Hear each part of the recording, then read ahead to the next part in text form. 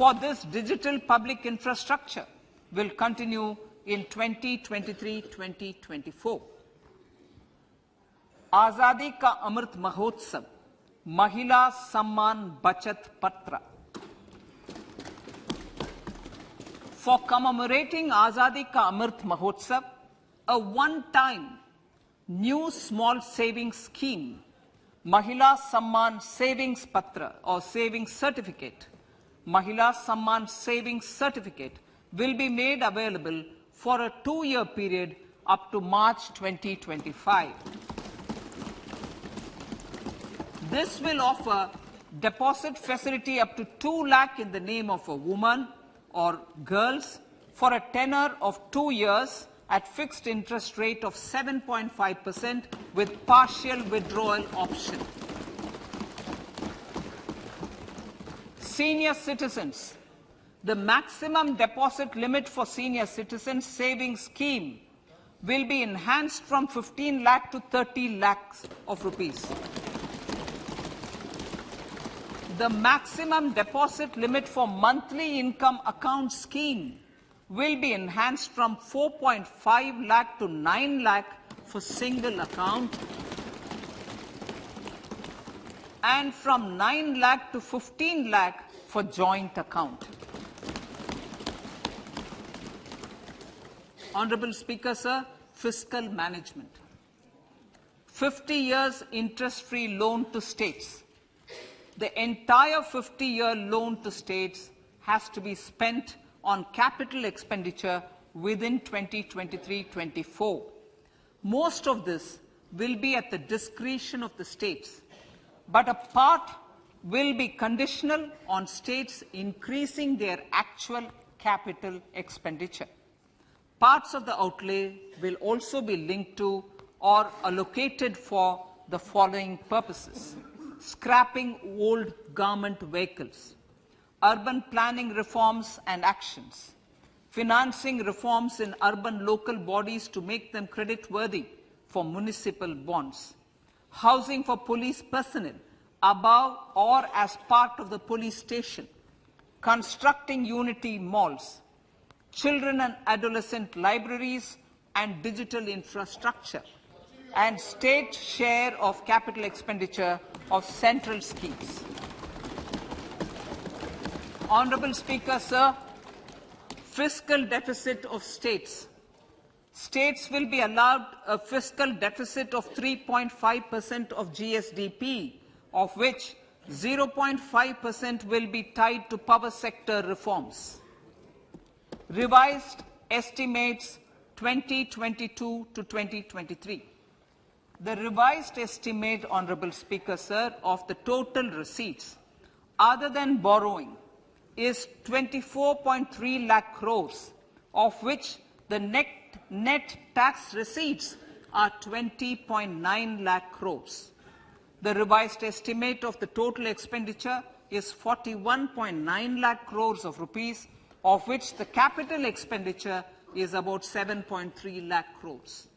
The revised estimate of the fiscal deficit is 6.4% of GDP, adhering to the budget estimate. So, budget estimates of 2023-24. Coming to 2023-24, the total receipts other than borrowings and the total expenditure are estimated at 27.2 lakh crores and 45 lakh crores respectively. The net tax receipts are estimated at 23.3 lakh crores. The fiscal deficit is estimated to be 5.9% of the GDP. In my budget speech for 21-22, I had announced that we plan to continue the path of fiscal consolidation, reaching a fiscal deficit of below 4.5% by 2025-26, with a fairly steady decline over the period. We have adhered to this path, and I reiterate my intention to bring the fiscal deficit below 4.5% of GDP by 2025-26.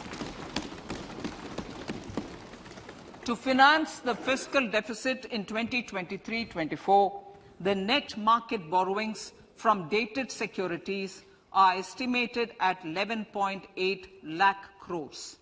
The balance financing is expected to come from small savings and other sources. The gross market borrowings are estimated at 15.43 lakh crores of rupees. Honourable Speaker, sir, I now move to Part B.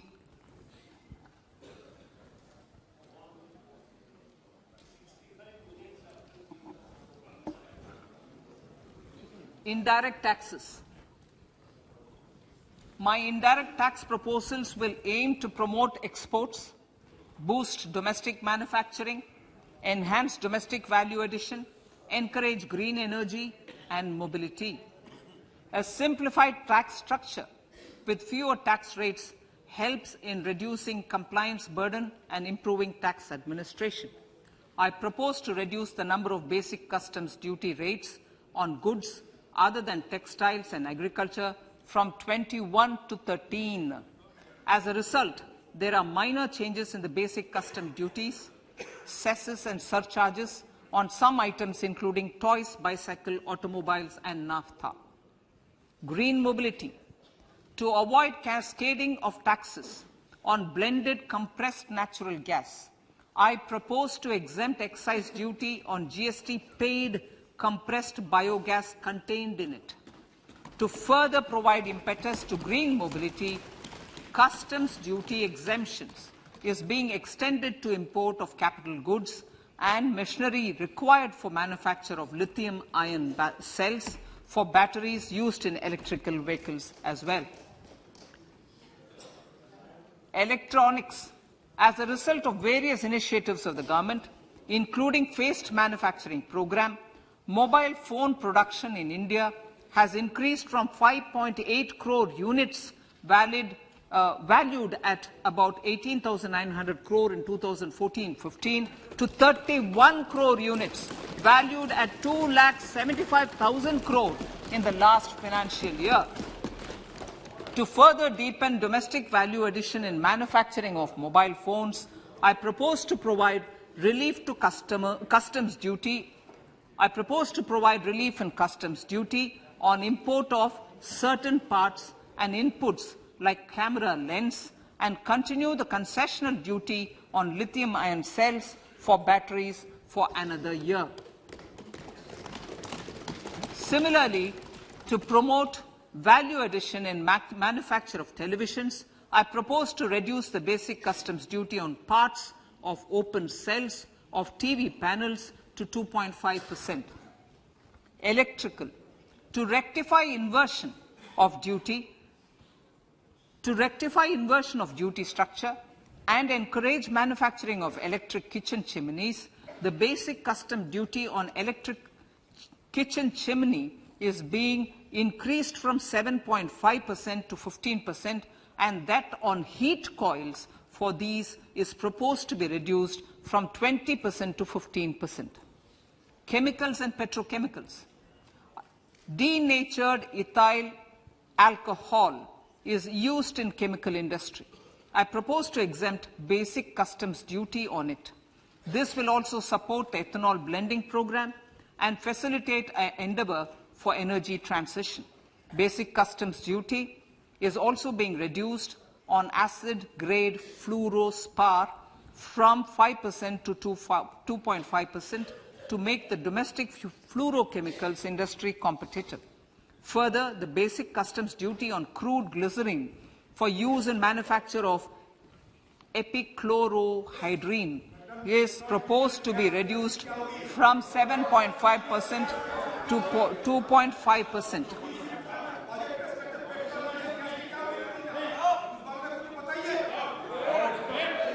Marine products. In the last financial year, marine products recorded the highest export growth, benefiting farmers in the coastal states of the country.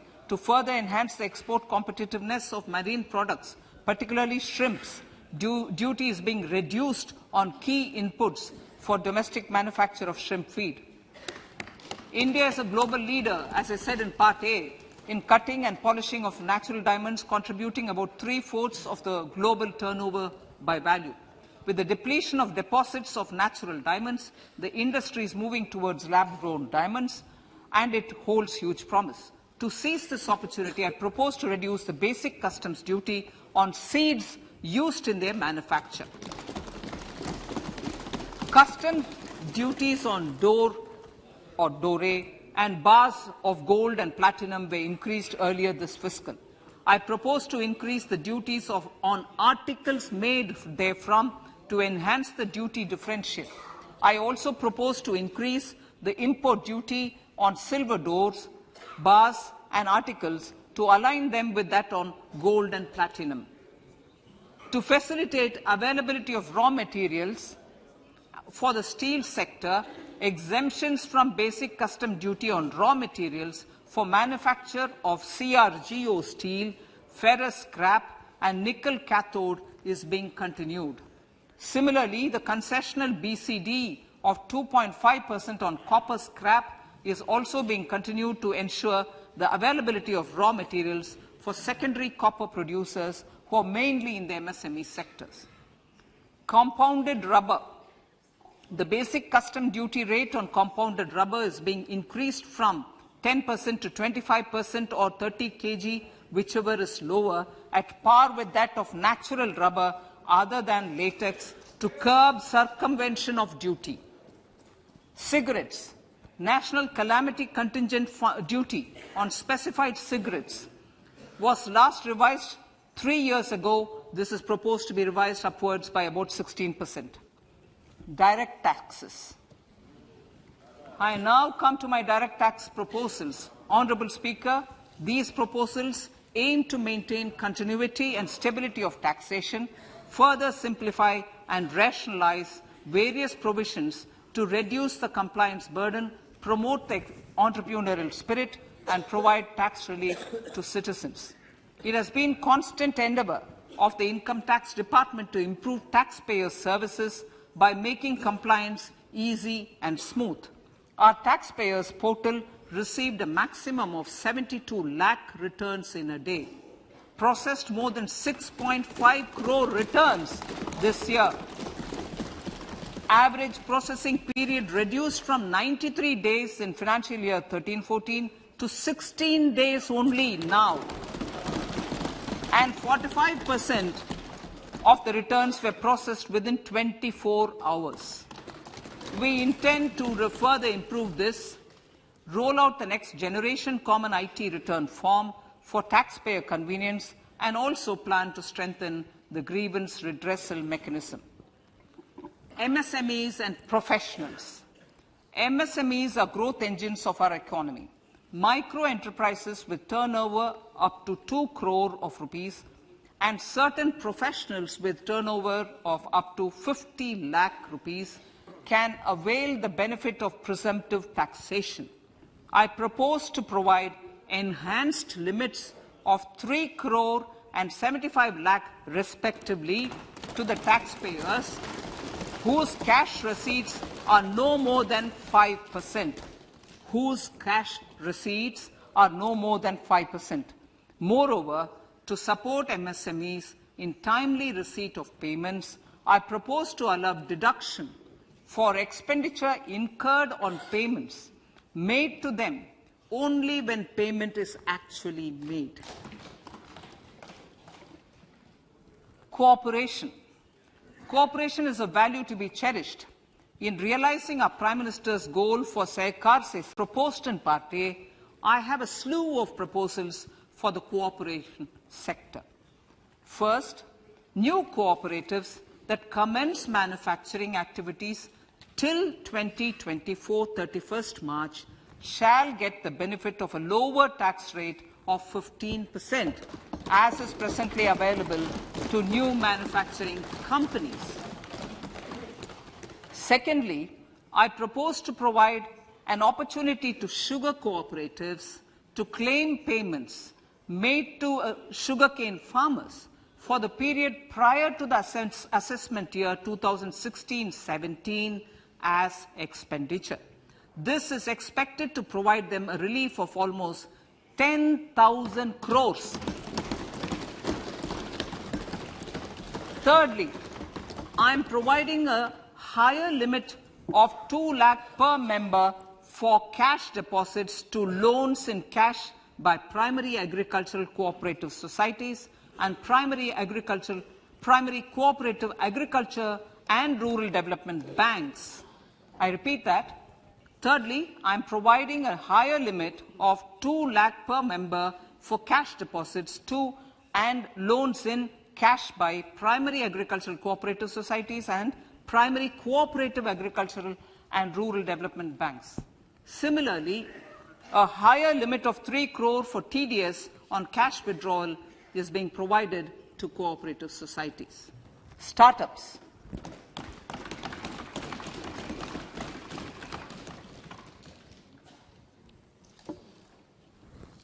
Entrepreneurship is vital for a country's economic development. We have taken a number of measures for startups and they have borne results. India is now the third largest ecosystem for startups globally and ranks second in innovation quality among middle-income countries. I propose to extend the date of incorporation for income tax benefits to startups from 31/3/2023 to 31/3/2024. I further propose to provide the benefit of carry forward of losses on change of shareholding of startups from 7 years of incorporation to 10 years.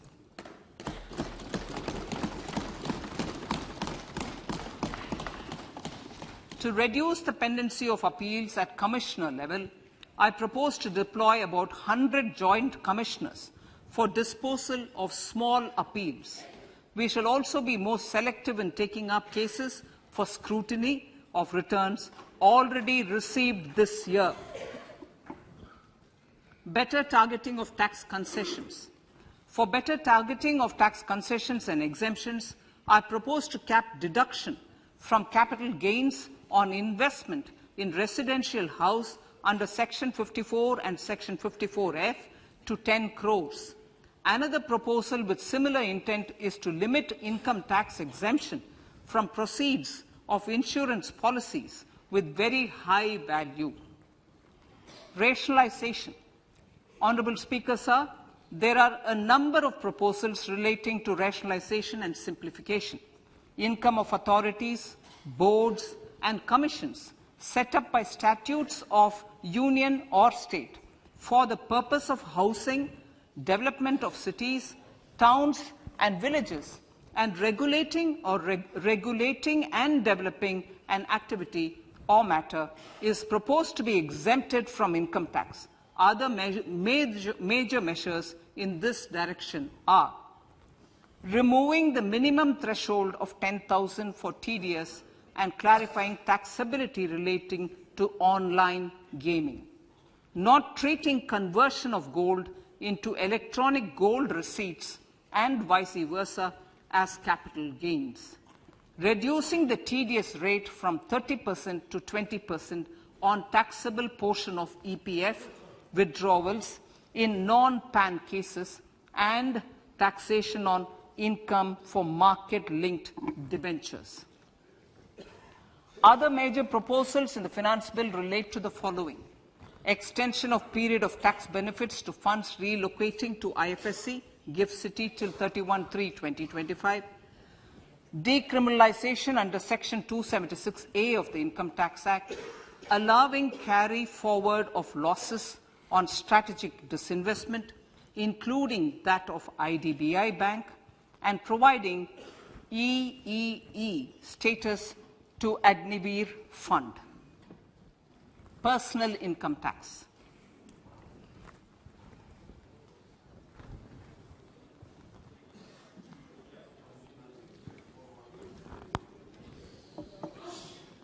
Now I come to what everyone is waiting for. Personal income tax. I have 5 major announcements to make in this regard. These primarily benefit our hard-working middle class. The first one concerns rebate. Currently, those with income up to 5 lakh do not pay any tax do not pay any income tax in both old and new regimes. I propose to increase the rebate limit to 7 lakhs in the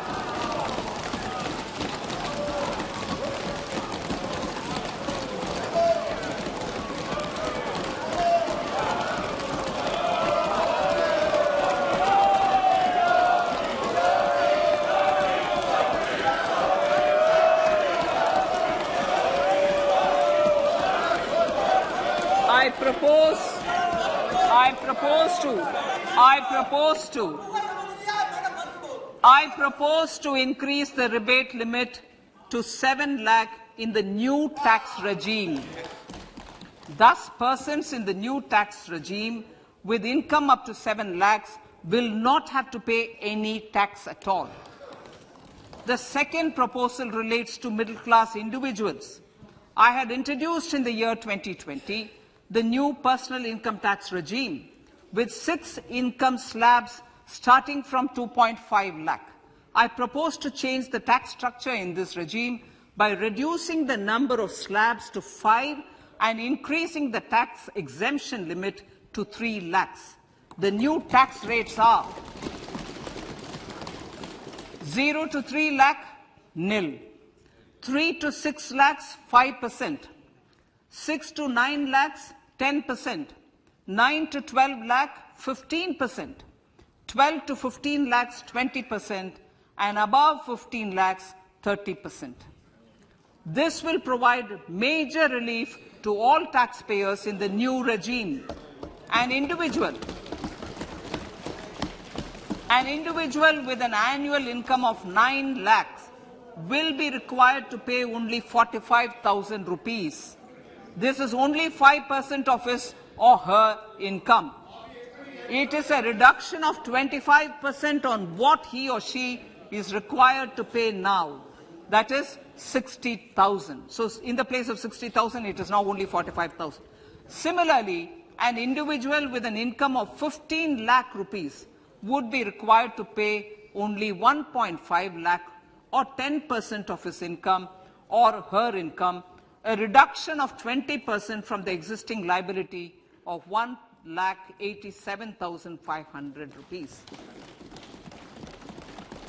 My third proposal is for the salaried class and the pensioners, including family pensioners, for whom I propose to extend the benefit of standard deduction to the new tax regime. Each salaried person with an income of 15.5 lakh rupees or more will thus stand to benefit by 50 rupees. My fourth announcement in personal income tax is regarding the highest tax rate, which in our country is 42.74%. This is among the highest. I propose to reduce the highest surcharge. I propose to reduce the highest surcharge rate from 37% to 25% in the new tax regime.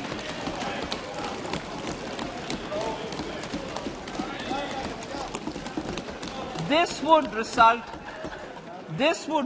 in reduction of the maximum rate.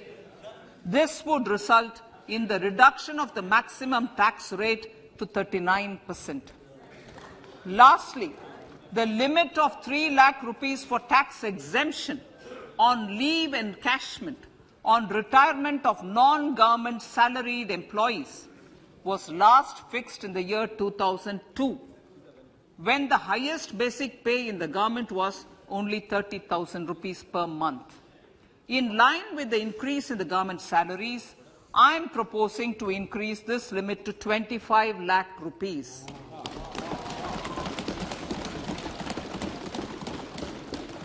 We are also making the new income tax regime as the default tax regime. However, citizens will continue to have the option to avail the benefit of the old tax regime. Apart from these, I am also making some other changes as given in the annexure. As a result of these proposals, revenue of about 38,000 crore to 37,000 crore in direct taxes and rupees 1,000 crore in indirect taxes will be foregone, while revenue of about 3,000 crore will be additionally mobilized. Thus, the total revenue foregone is about 35,000 crores annually. Honorable Speaker, sir, with these words, I commend the budget to this August House.